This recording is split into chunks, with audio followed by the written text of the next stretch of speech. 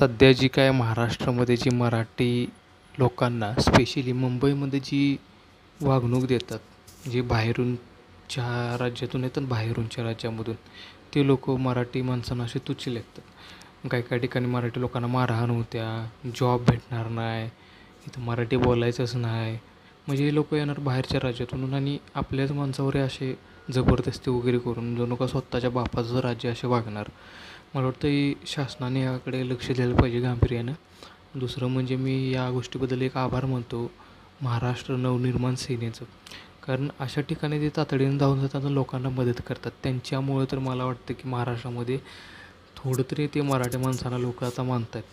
नाहीतर बघतो आहे मी कोण मारहाण करते मराठी माणसांना, कोण तुच्छ लेखते, कोण म्हणते नॉनव्हेजेस खातात.